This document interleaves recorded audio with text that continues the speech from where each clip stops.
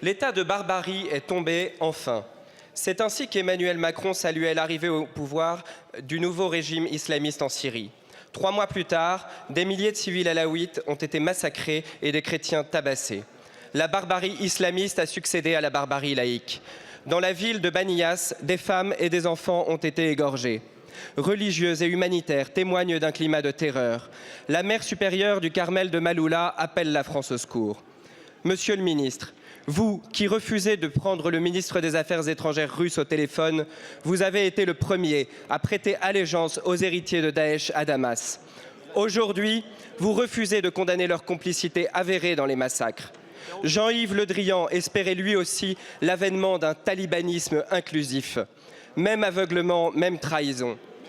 Depuis 1000 ans, du serment de Saint-Louis à la Déclaration des droits de l'homme, la France a fait une promesse aux chrétiens d'Orient. Monsieur le ministre, n'abandonnez pas les minorités syriennes. Sortez enfin de la naïveté avec le président Al-Shara, qui vous avait pourtant prévenu en refusant de serrer la main de votre homologue allemande parce que c'était une femme. Assumez le rapport de force avec des islamistes qui ne connaissent pas d'autre diplomatie.